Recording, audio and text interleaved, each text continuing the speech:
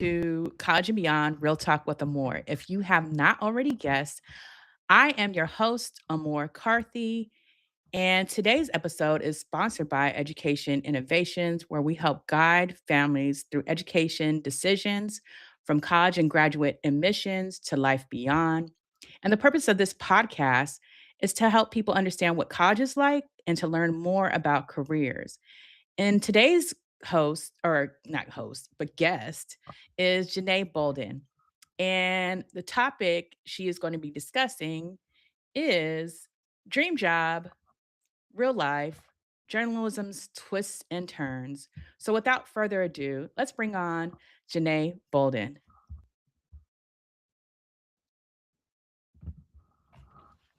Hey, how are you today? I'm great. Thank you for coming on to the show. Janee, I am so excited about you sharing about your journey and your career and college and all of those kind of things.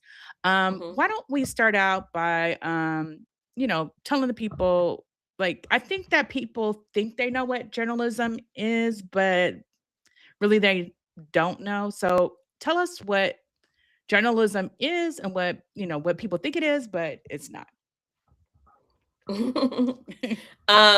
okay, that's actually kind of a tough question for me. I know we've talked about a little bit about what I studied in college. So I actually didn't go to journalism school, and I define myself as a writer first, but I'm a writer and a journalist. I am so journalism does have some set expectations. With journalism, there are a lot of ethics involved. There's also um, anytime you're sharing a story, you have to try to get as many sources as possible to be make sure you're factually correct. Because if you are just reporting from one side, then it's biased. So anytime you're writing about a subject, you want to make sure that you have multiple perspectives. Um, Basically, the best way to define it, I had to like write something down, but it's the practice of gathering, verifying, and presenting information about events, issues, and people so the public can understand the world around them and make informed decisions. So it has some pillars. As I was saying, truth and accuracy is really important. You have to fact check. You weigh the sources, context is provided. So anytime you're seeing something in print, it's not necessarily journalism. You have to look at it and say, have these facts been checked? Have the sources been verified? Is this person actually like a subject matter leader or expert? Um, Journalism also should have independence, so reporting that serves the public interest, not personal or institutional agendas. Accountability, where power is questioned, and clarity. So complex realities are translated into accessible stories. So think of it as a public record written in real time. It's you're documenting history, but you also are asking the tough questions. So not journalism is not like the fluff, of only the soft questions. You have to ask if someone has been, if someone's been charged with a crime, you need to ask those questions. If the case is ongoing, might decline comment. But if, it kind of can help you just have the best sense of the truth and what's going on. So sometimes if there's an open case, by saying like this is still an open matter, then you understand the story's not finished yet. It's still being written.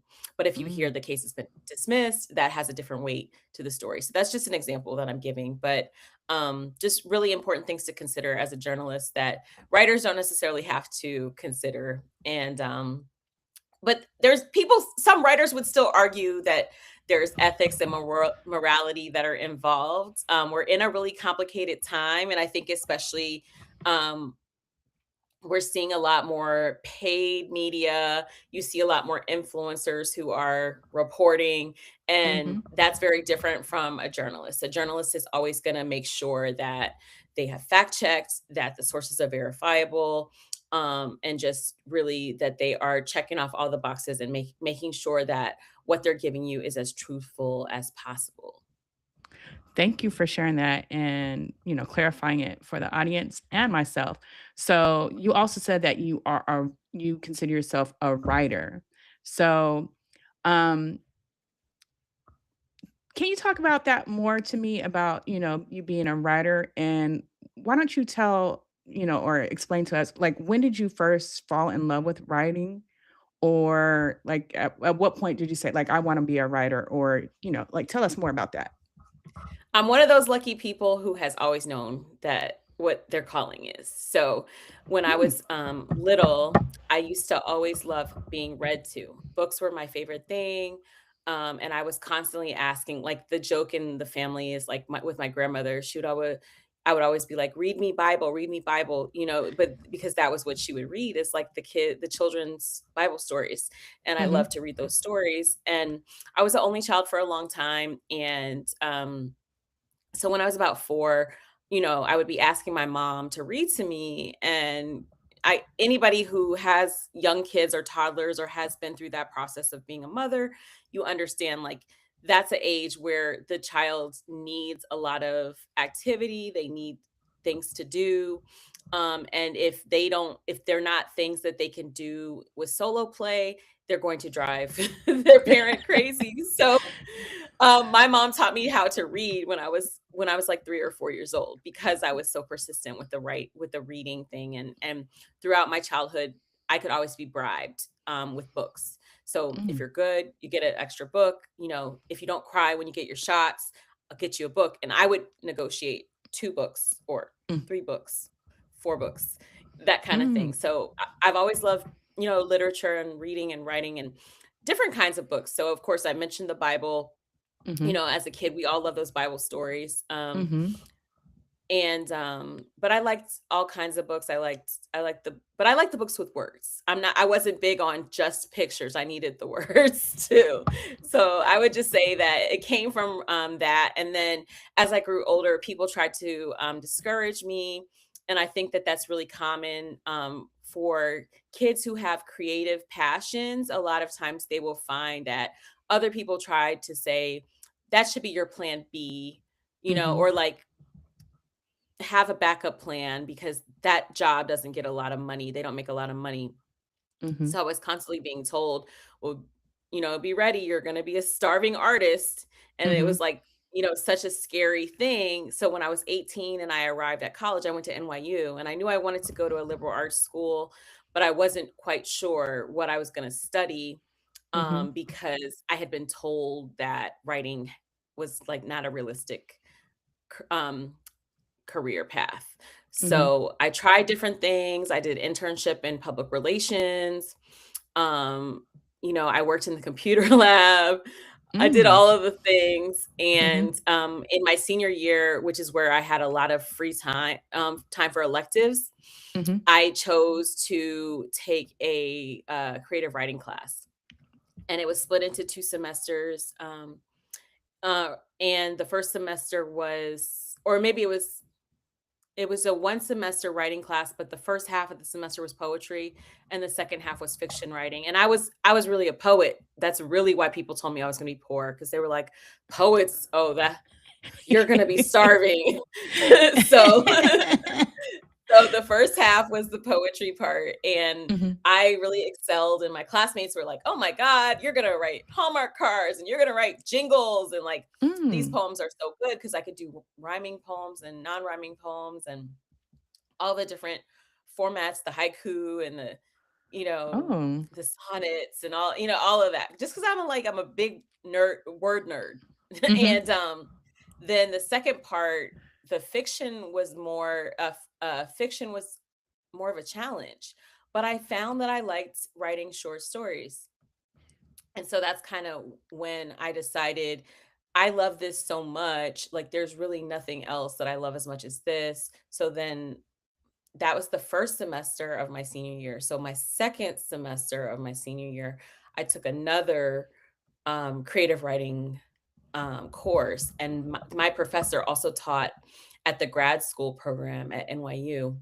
mhm, And so that's what led me to, okay, he's a professional writer and he teaches at NYU as well. So maybe mhm, this is something I can do. So I decided to go to grad school for creative writing. And then that's mhm, kind of how things started to take shape. I was starting to meet other writers.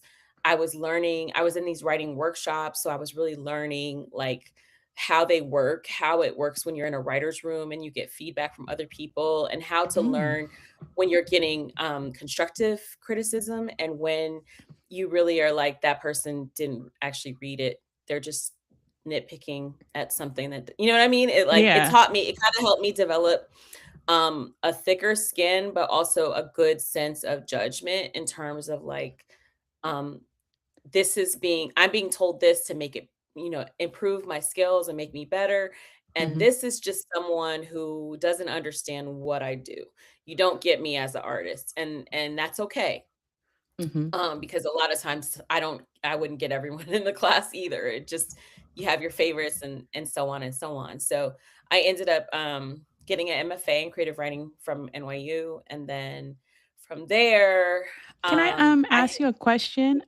yes, So stop me in anytime because I will in just undergrad ramble. in undergrad you said that you got the creative writing courses in your senior year. So what were you majoring in, prior, to taking those creative writing courses? And then you said you knew you wanted to go to liberal arts school. Where did you grow up? And, can you talk about that? Mhm. Sure. So I grew up in Iowa City, Iowa. I lived there from when I was 12 years old, seventh grade through 12th grade. And I still was probably writing even that young, junior high. Language arts classes were always, my favorite. All of those reading subjects were always my favorite. And Iowa actually has one of the best writing programs in the country, Mhm. but you could not have paid me at that time to stay. Yeah, Mhm. I needed to get out. And, I applied to, mostly East Coast, colleges. I visited a lot of East Coast colleges. I visited Amherst College, I visited Wesleyan, I visited Columbia, NYU, Mhm. Harvard, and I had applied to, Bryn Mawr, Brown, Harvard. Well, Harvard, I only completed the first part of the application Mhm. because when I went to go visit, I had an unpleasant incident. And so I was like, they charge a lot for their application fee. And after the Mhm. unpleasant incident, I was like, they're not going to get any more money out of me.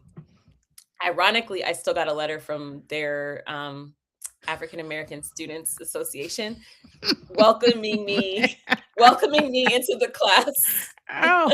of 2000. So I was like, I guess I got in even on just one half of an application. Um, but yeah, so those were some of the schools I applied to. Um, I really, a lot of my decision was based on financial aid. Some of it was based on vibes, Mhm. strictly vibes. I went to Columbia, didn't like the vibes, so Mhm. didn't apply. I Mhm. mean, for as far as college visits, but when I was Right. at NYU, I Mhm. loved it. I was like, "Okay, I see this. There's no real campus." I Mhm. mean, there is a bit of a campus, but it's a little bit just all over the place downtown outside of the Mhm. Washington Square Village campus. And Mm. they gave me the best financial aid package. I had a little scholarship. Mhm. I also was a National Achievement Scholar for any of your Mm. students who Mhm. get that. It's a great program. They Mhm. don't make the announcement until after a lot of college acceptances come in. So I actually found I got college offers that for places I had not applied to once those national achievement um, things came in. Mhm. Um, and it was that made it tougher because it was like, okay, I Mhm. decided to go to NYU, and then Howard was Mhm. like, "You want a full ride?" And I was like, "Yeah, I want a full ride to Howard." Um, but I was concerned of going from a like an all-white environment in Mhm. Iowa to an all-black environment of a HBCU. NYU Mhm. offered, um, like, semester exchanges, so I was like, "Oh, I could Oh, always do a semester at yeah. Spelman." Mhm.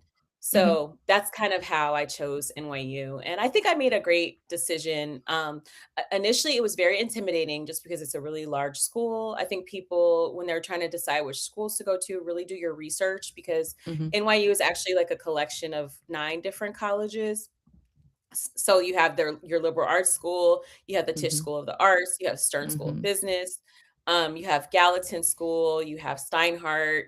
I know I'm probably leaving a couple out, but the good thing about NYU is you can take classes at the other colleges. Mhm. So I really enjoyed the Gallatin classes that I took. Mhm. So when I'm talking about the classes, so the first year, it was a lot of it was prerequisite stuff. So you're having to take like British literature, and then you'll Mm. take American literature, and then to be an So I was an English major, and I did Okay. that because I had my parents' friends, and a lot of them were attorneys, and they were like, "Well, you could do anything with an English degree," like in that, and that's really Mm, what mhm. it's accurate. A lot of times you will find, even now when you look for jobs, people are looking for a degree in communications or English because if you can write well, you can do multiple things well. And Mhm. many of those careers, I mentioned my public relations internship, PR requires good writers. Mhm. Journalism requires good writers. Even if you decide you don't want to be in front of the camera, having the writing skills will take you far because you can work in script supervisor, or you can do a news writer where you're the person that's writing the news that the Mhm. anchor is reading. And so I just looked at it like I don't know what I want to do right this moment, Mhm. and I will start with this broad English foundation, Mhm. and then, I have a minor. I minored in Africana Studies, and the reason that I did that was when I was choosing classes, I chose an African American psychology course my first semester of my freshman year. I got to that course, and the professor said, "If you're a freshman, get out of my class." He said, "Transfer out of the class. You need the Mm. foundation of." There was like a few courses he wanted you to take intro psych. He wanted you to Mm. take um another course. So I went to my guidance counselor and she said, "Okay, you're interested in African American studies. We have Mhm. an Africana Studies department. Let's put you in either intro to."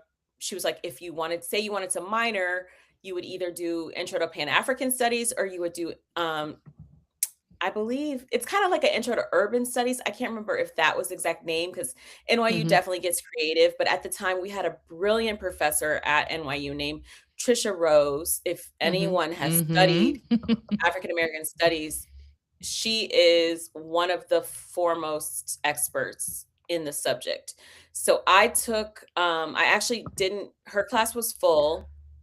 I took the intro to Pan African Studies, and I have very my parents are academics. My mother Mhm. is a sociologist. She has her PhD Mhm. in sociology. She has taught at FAMU. She has taught at University of Iowa. She's taught a few different places. Mhm. My father, he is a dentist. He's now retired, but he Mhm. had taught Harvard, Tufts, in dental programs, and then part of the reason we were in Iowa for my those 6 years, he Mhm. was running the dental program at the University of Iowa. Mhm. So I had really strong, well-educated parents who had kept me very well versed in just Black thought, Black studies, Black history. Mhm. In my free time, in what I wasn't taught in high school or junior high, Mhm. I had books that my parents, would get me.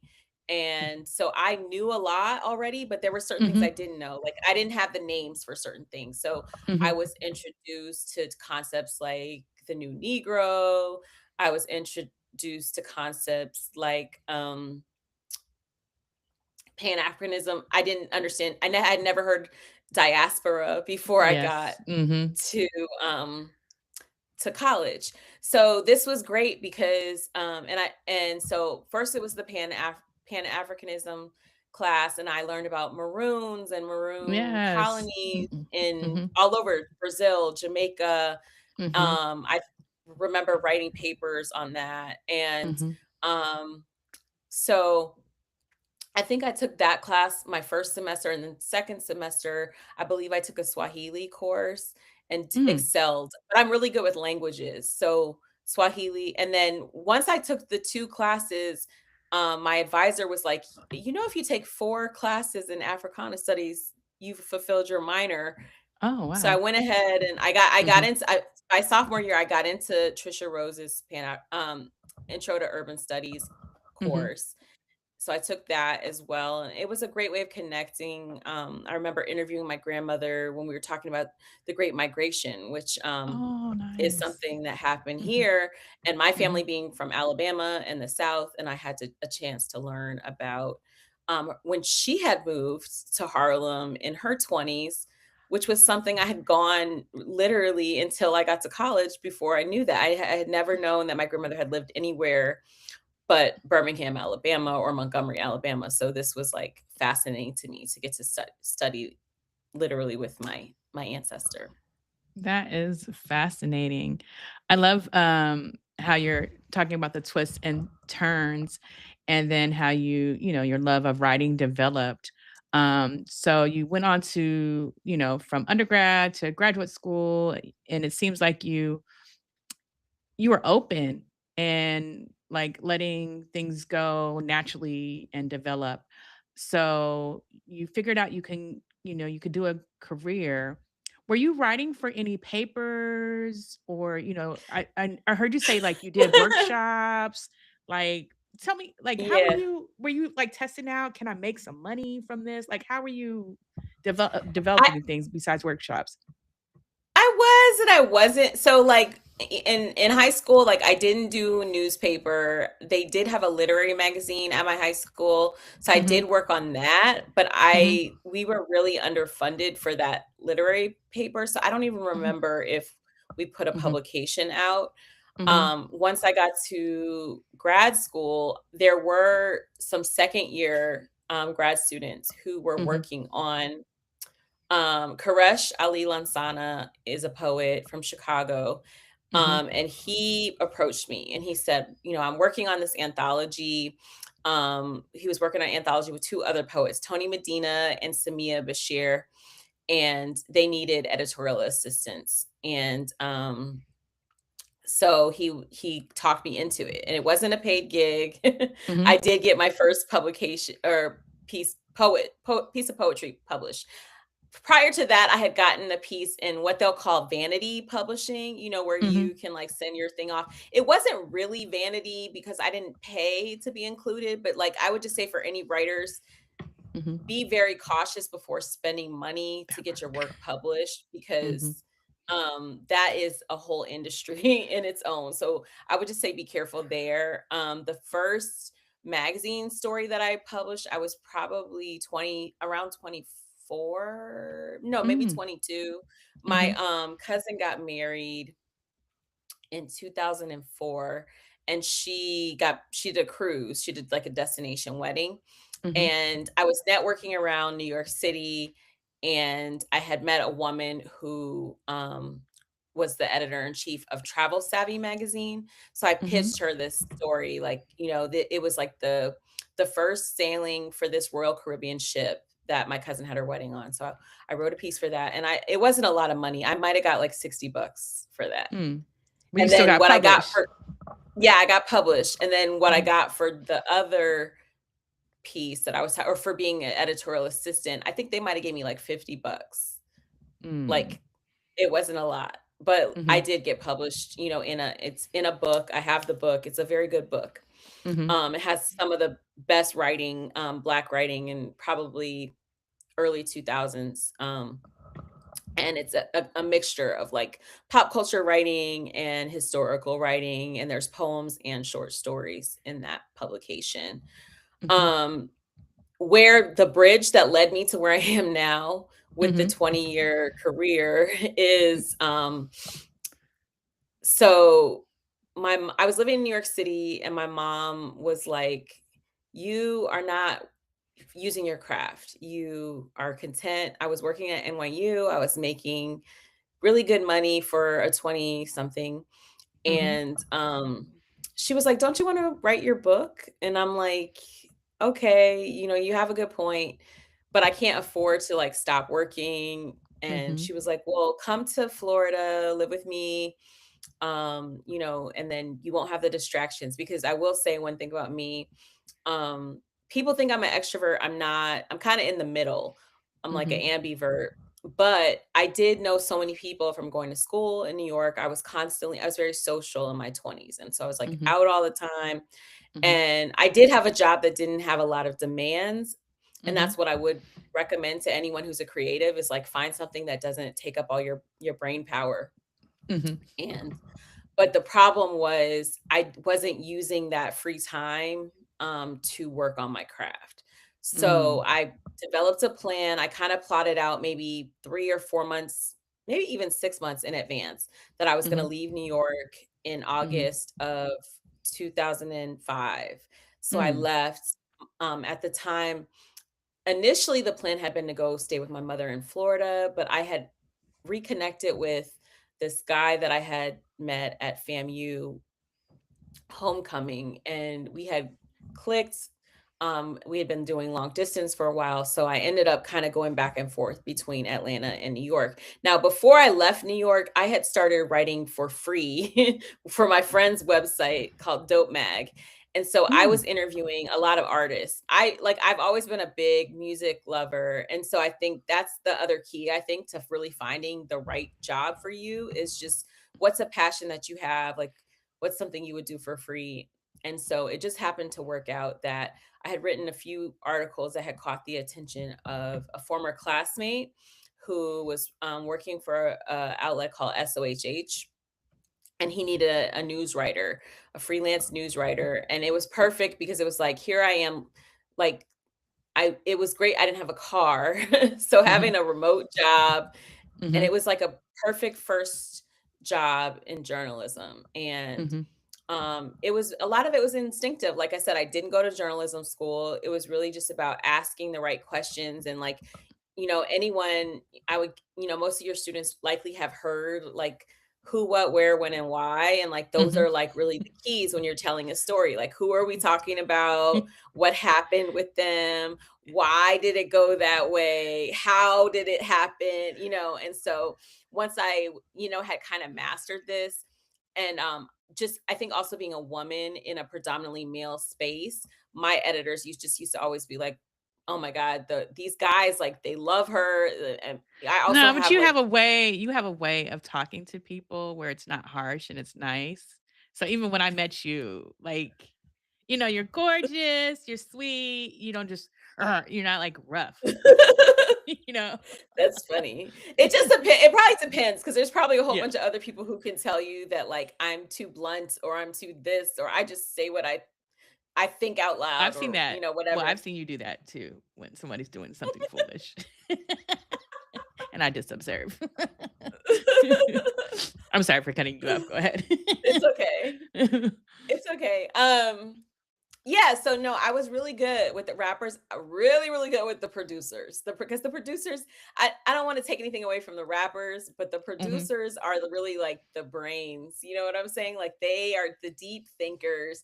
And so we would always just like we connect, we get each other, and then we can nerd out about the records and the samples and the Mhm. process and the creative process. And I would have these interviews that would be like 2 hours long, and then I would have Mhm. to transcribe them, which is like Mm. really, it's a lot of heavy lifting. Now we live in an era, your students Mhm. are so lucky because you can just take a recording and send it to AI, and then AI can transcribe it. But a Mhm. lot of times when we're talking about hip hop culture or music, you still need to have that human to read it through, because they're not going to understand some of the terminology. They don't know what Right. cap is. Come on. Right.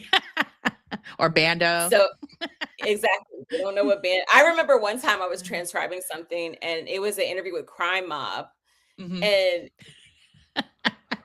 I literally, and even I with Crime Mob, I remember calling my friend Maurice Garland, who's another great hip hop writer from Atlanta. And I was like, what did they say? And he was like, oh, they said Miller Grove Elementary School. I was like, I never would have got that. Like, thank God. Cause it was like the accent was just out of control. Mm-mm.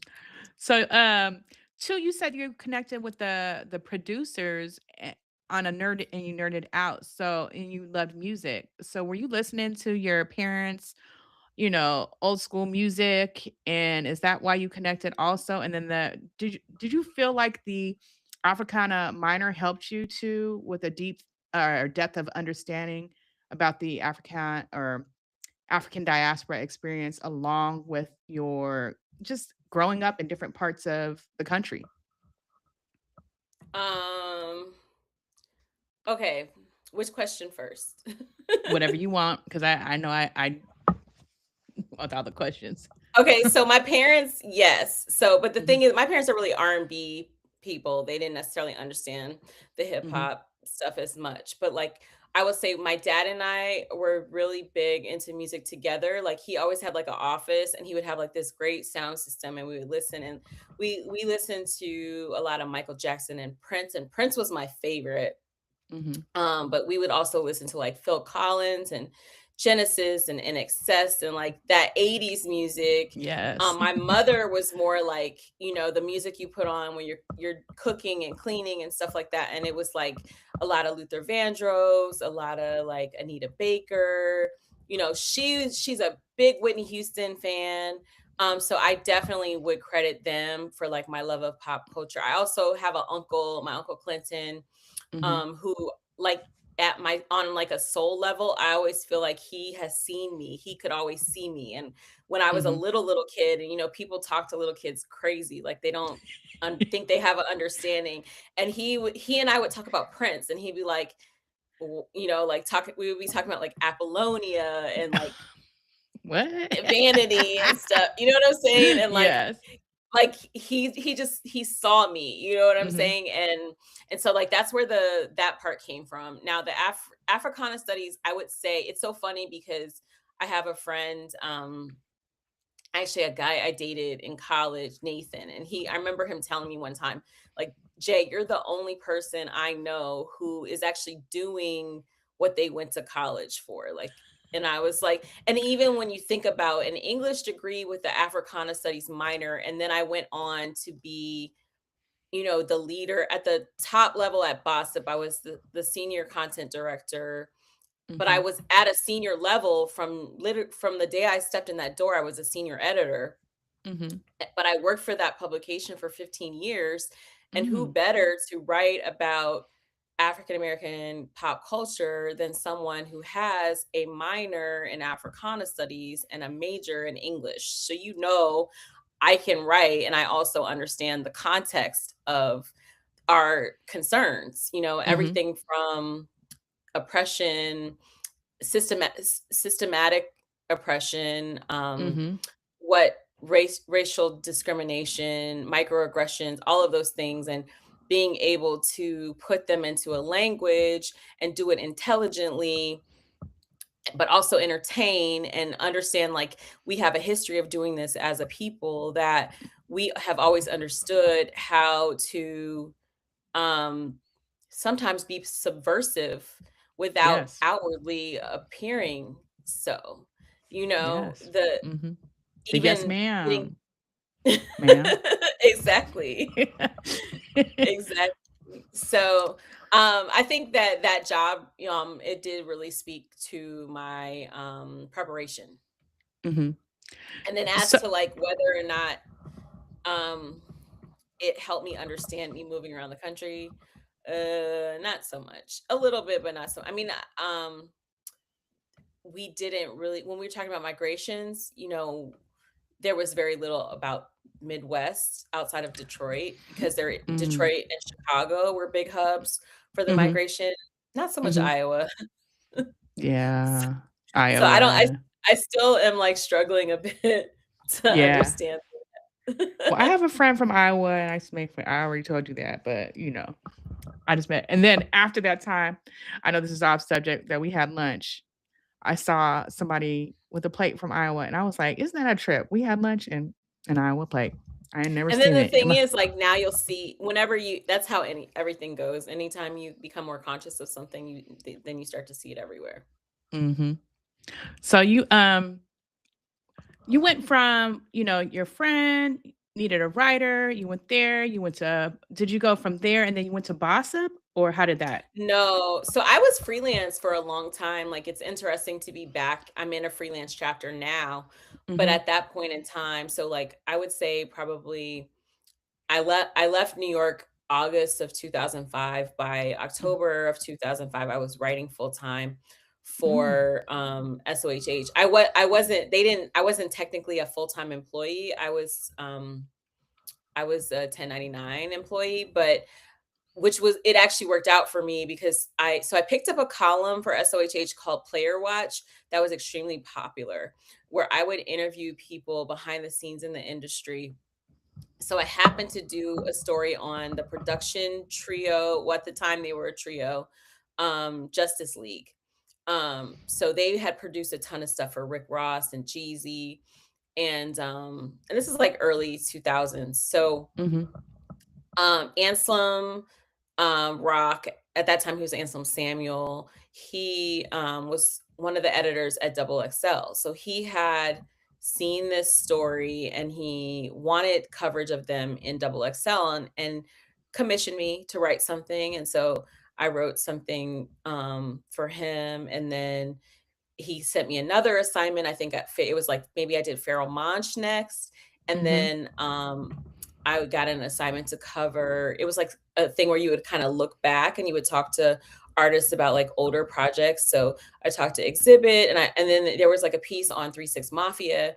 And at the mhm, time, you know, and the funny thing, this is like still like an internet era. Like, it's not the mhm. internet that we know now, but like Was the MySpace era? Was that MySpace era? it was the MySpace era, and Mhm, like, similar to how now, like, when you're in kind of the same career, you know the other names and, like, you kinda follow them on Instagram or whatever, mhm, or maybe prior to Instagram, it was Twitter. Like, at mhm, that point in time, you would kinda become, like, MySpace friends, and you would connect to writers in mhm, that way. Excuse me. So I got this assignment to write about, I forget which 3 6 Mafia album it was, but I spoke to, I think every group member except for one, and I remember that got the attention of Daytwan Thomas, who was like one of the, I think he might have been editor in chief at that time, because he was like, how did you reach these people? Because obviously, if an artist has a publicist, it's easy enough. So I remember mhm, the publicist Nancy Byron, she led me to one member or two members, maybe. I think the bigger names, Juicy J and DJ Paul. But mhm, I reached out to Play a Fly, who's like another Memphis rapper, and mhm, people who are from the South or from Memphis or Atlanta, the ones that know will know, and then the mhm, the outsiders probably may not know Play or Fly. But mhm. he and I were MySpace friends, and it was as simple as like I sent Hey. him a message and he Mhm, connected me to like I think Gangsta Boo and a few of the other ones, mhm, Crunchy Black. And so that's how the piece came together. It was literally like a lot of times in journalism, the editor will give you like, here, hit up these people, here's their publicist, or they'll put you on email with their publicist. But I was mhm, doing like, okay, you only could get me these two.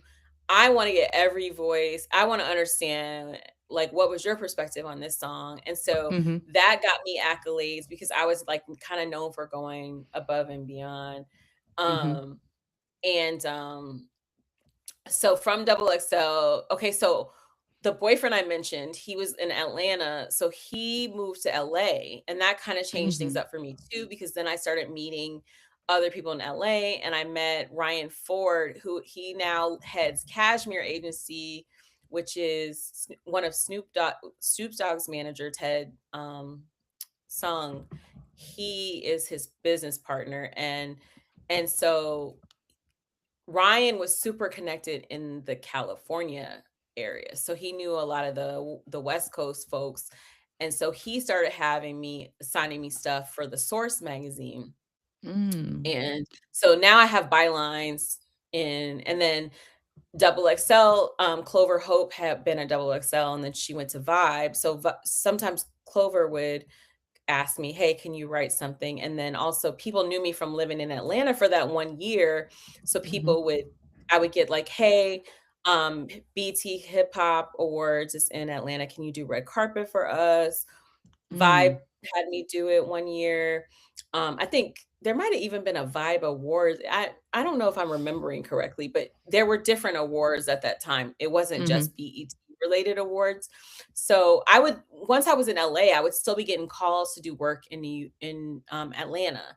And I was Mhm. like, my gut was kind of telling me I should go back to Atlanta because I was like, I know editors in California, I know editors in New York, and most of the Atlanta writers, probably outside of Maurice and Jacinta Howard, are Mhm. not writing for these same publications. So if I go to Atlanta, I'm going to be able to capitalize even more.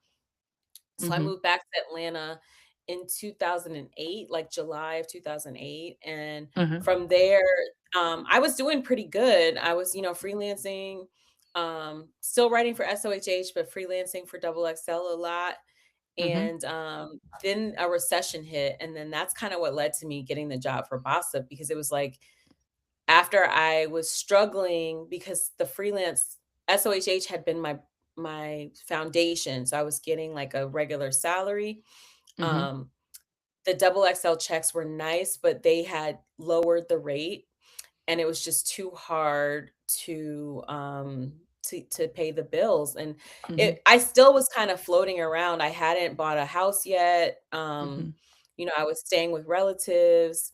And then a friend of a friend, well, yeah, a friend of a friend ran BOSSIP. So Mm. I still, it wasn't totally nepotism. I still applied the regular way. I sent Mhm. her my resume and went in and did an interview. And they have BOSSIP has a really strict writing test. I believe to this day they still do it, at least when up until when I left in February, where you would have to write these 75-word, like short, almost like a short story with a headline. Mhm. And Marv Frazier, who was the chief creative officer when I came in, she was like, your samples are the best like I've ever seen. And I remember probably the first year, I had my Mhm. little writing samples and I hung them like on the wall because Oh, I was so proud because I yes. had never taken a writing test, that kind of writing Mhm. test. Now, of course, Yeah. I had taken PSATs and Right. SATs and ACTs, your Right. your your standardized tests. But Right. yeah, I was super proud of it, and, people would still reach out for freelancing, and if it was Mhm. a good enough opportunity, I would do it, but yeah, and now I'm at the point, when I was still at BOSSIP, the only places I really freelanced were Variety, and Ebony, Mhm. but after last February, when I was impacted, so the journalism, industry has been really hit hard.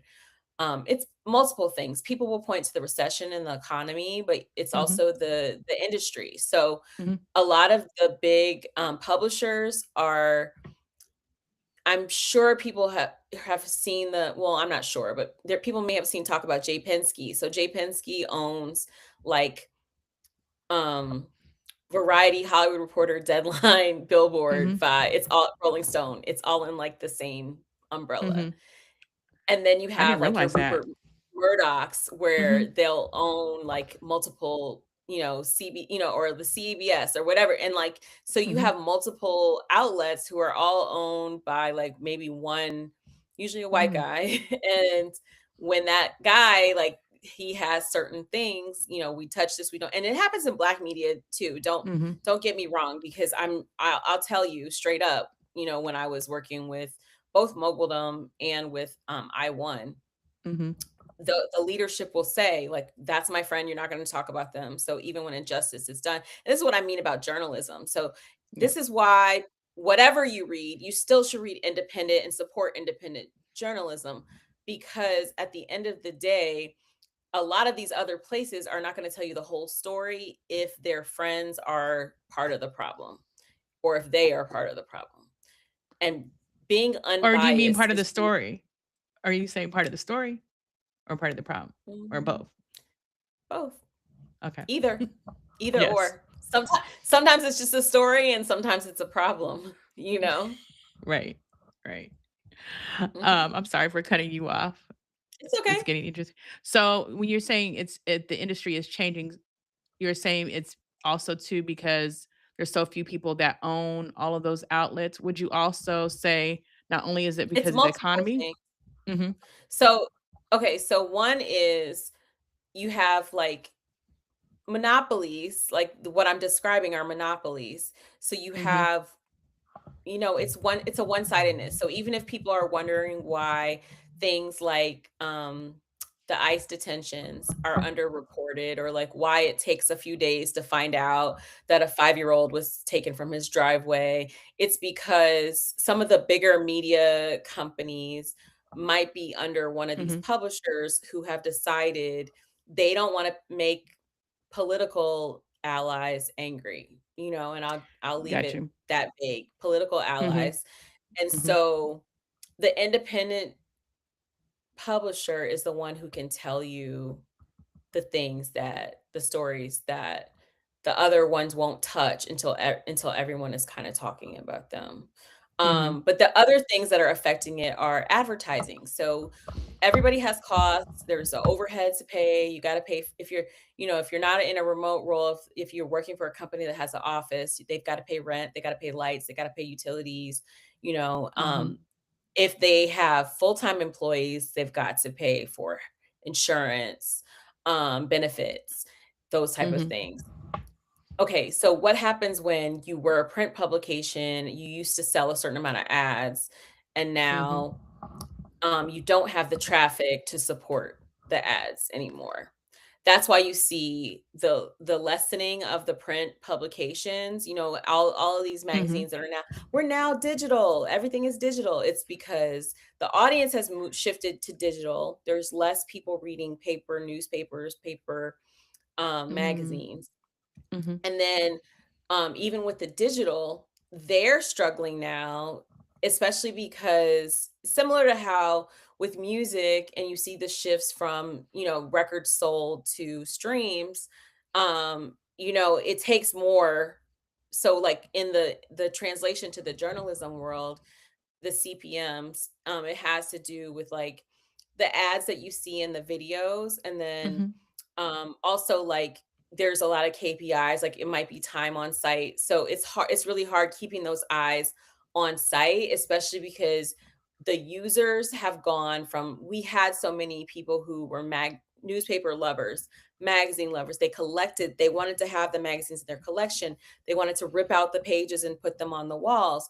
But mhm, now everybody is like this with the device, mhm, and mhm, and so like they're scrolling, they're getting their news from the shade room, or whatever, mhm, social media, mhm, and so now the value of the website is like decreasing and decreasing and decreasing. So they have to lay off people because people are not reading the website anymore. So now you don't have the demand for the human.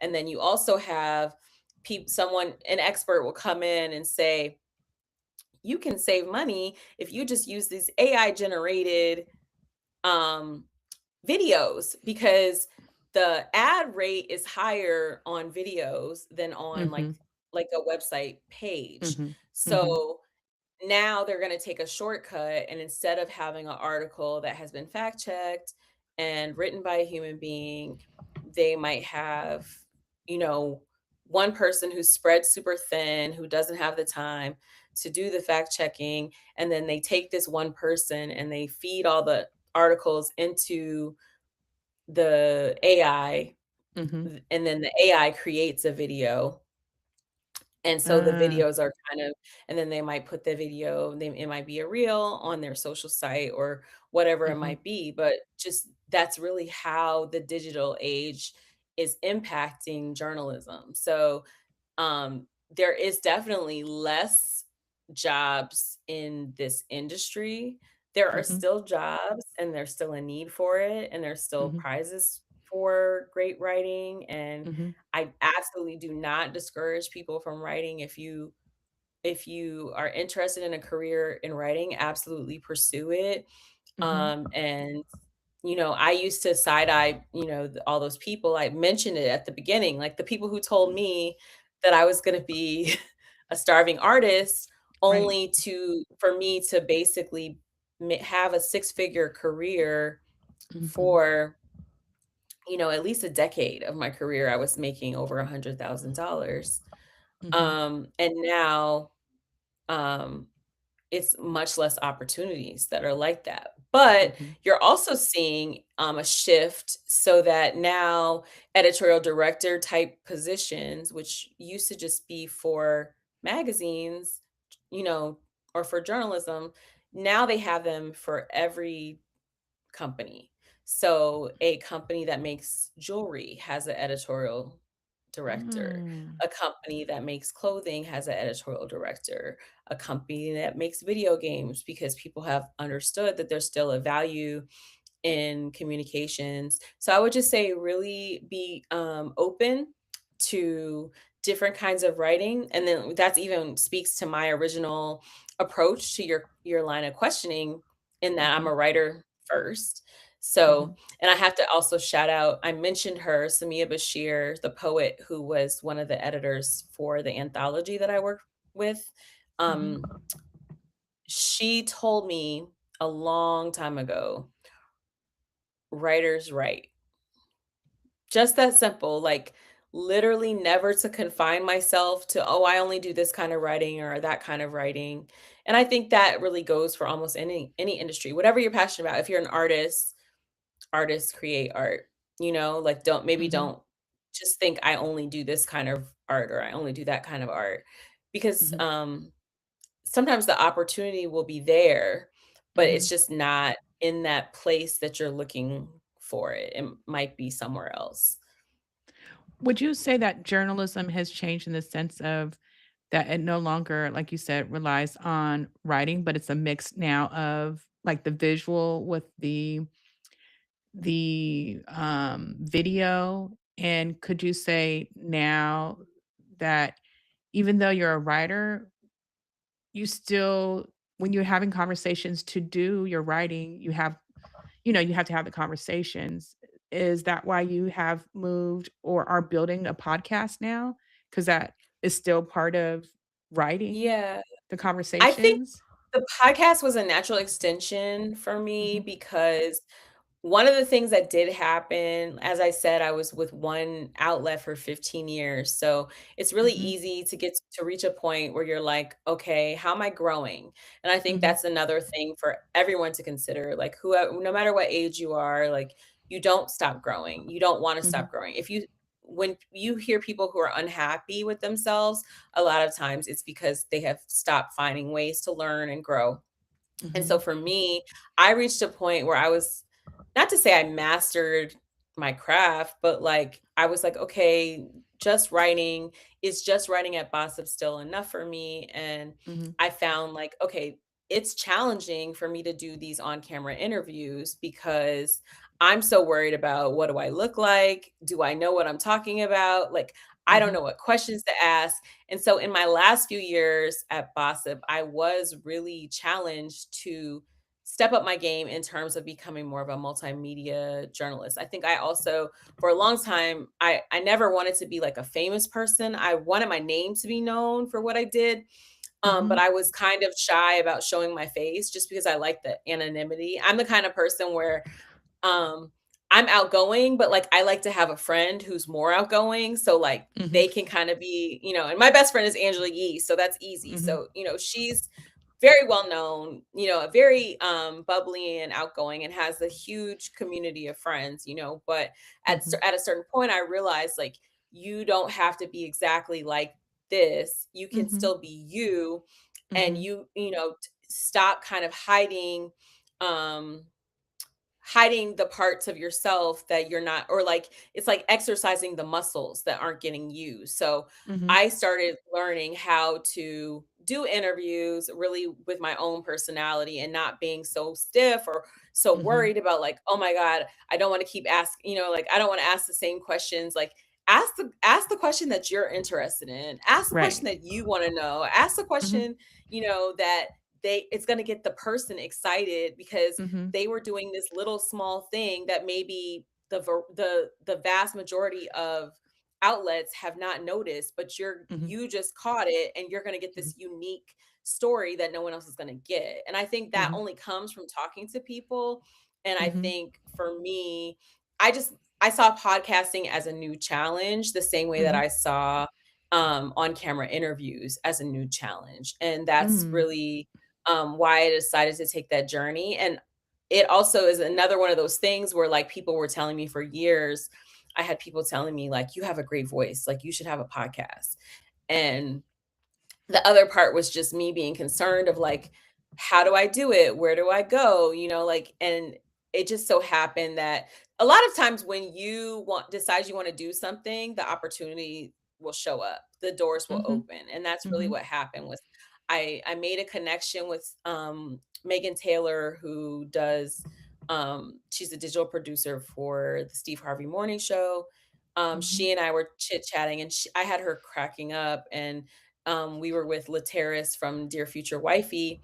And he said, you guys should do a podcast. And I was like, I'm down. And she was like, I'm down. And at the time, she was working with the iHeart, and I was working with Radio One. And those are like, they don't mix. Mhm. So I was kind of concerned, like, can I go record in iHeart without pissing off my boss? Well, once I Mhm. was laid off, it wasn't an issue anymore. I can go do things across the channel. So it Mhm. worked out. And then she ultimately, schedule wise, it didn't work. But I also from the start, I was really more passionate about the show. That's why, even when we first started, I was like, are you okay with me using my name? And she was like, yeah, listen, I'm not. She's like, I don't even have to be on camera. So that kind of allowed me to say, like, okay, if I'm going to show up as myself, what Mhm. does this show look like? What are we Mhm. talking about? What is the Mhm. theme? What is the logo? What is the name? What are the Mhm. segments? And I think that comes, some people find it really young, like you know who you are, you know what the story you're trying to tell. For Mhm. me, I think it's something that I've grown into, being confident about my purpose and what my story is and what I'm comfortable sharing. And Mhm. also like the way that life has challenged me, and how those challenges have actually helped me to be like more me than ever, and really wanting to see other people find that same type of fulfillment, Mhm. because we're living in a time that can be really dark, and the joy can be hard to come by. And so I think if anything, I was like, how would I help people? I'm speaking as someone who has suffered from anxiety, has suffered from depression, has dealt with um like different kinds of abuse, verbal abuse, emotional abuse, those type of things. And Mhm. it's easy to get stuck when you have had challenges or difficulties, but it's important to remember that challenges are not unique. Everyone has challenges. Now, some people are very privileged and blessed not to Mhm. have the same degree of challenge or the same type of challenge, but everyone faces challenges. And like the mental ones, to me, are the ones that are, I don't want to say they're easy to address, but I think it, just because I struggled with depression so young as a teenager and in my Mhm. 20s, that I was able to find music helps me, Yes. Mhm. exercising my craft helps me, Yes. and then even just learning, when I think this way, Mhm. more good stuff happens versus when I Right. think the other way, when I Mhm. think negative, like. And so I was like, that's actually what the show is. It's like, Mhm. and I know there are other shows that focus on some of the same things, and I feel Now, very what's your fortunate. show? What's the purpose of your show, and what is it called, so you could share it with folks so they So know the where to show find you?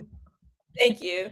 So the show is called Hey Janeé, and it is on, and Janae is spelled Janee with the accent, just as you guys see it here in my lower third. But you can find it on Apple Podcasts, Spotify, and on YouTube, and it's on the Janee Bolden YouTube page. And I also have an Instagram page, Hey Janeé Podcast, as well as my regular Instagram, which is my name. But the podcast, is the way I describe it is, it's really me talking about navigating life as a creative mindfully. And so I usually have a guest. It's usually another creative, or it might be an entrepreneur. We might be talking about mental wellness. We might be talking about the craft, if they have a film coming out or an album, or if they have dealt with something that they want to share. So we talk about Mhm. everything from like grief, Mhm. depression, um, different, the challenges of being an independent filmmaker, the challenges of being a comedian, of being an artist, of being, so many different things, writers, rappers, producers. I've had so many different great people. I had Michael Jai White as far as actors. I've had Layla Pruitt, who was on BMF. I had Algie Smith, who is a singer. I have a great episode coming up with a reggae artist named Kez Namdi. He is nominated for Best Reggae Album, Blood and Fire, which is an amazing album. I can't recommend enough. I've had so many great guests, and I think they come in, and a lot of times they have no idea what they're getting into because publicists sometimes will schedule talent with a journalist, and I think even sometimes the publicists, I'm sure that they're not telling them just because they don't really necessarily know how to describe it, Mhm. but they trust me as a journalist, and I'm grateful because I do think showing up in as myself for so long, over the course of a 20-year career, is what enables me to like get in front of anybody regardless of what I know and just say like genuinely like, what are the things you love? What are the things we have in common? What were the challenges that you faced, and how did you meet them? Like, how did you manage them? How did you Mhm. get through? Was it Mhm. meditation? Was it, you know, get going outside? Mhm. How can you, tell your story, so that other people can get where they're trying to go? And it's really rewarding. I am 31 episodes in at this Congratulations. point. Thank you. And when did you start it? 31 I episodes, that's started in good. May. Mhm. So Wow. I was trying to do initially, weekly, and so as I try to keep up weekly. I'm not sure if that counts as weekly. I don't know. I know it's 52 weeks in a year. We started in May, and we're now in the 3rd week of January. There definitely have been weeks where I had the Mhm. same episode up for 2 weeks, but we were pretty consistent, and Yes. we have had to move around a little bit. Sometimes we record, um, at the main studio, other times we're at the Atlanta Voice studio, but I as much as possible, when I have the opportunity to tell a story that I'm excited about, I'm gonna find a way to record. I love that. Well, thank you so much for, joining us and sharing your story so that people can learn about your journey and the possibility of becoming a writer and a journalist and helping others. So make sure to follow Janee on her podcast and follow her on Instagram. And then we'll see you on our next episode. Bye. Thanks for having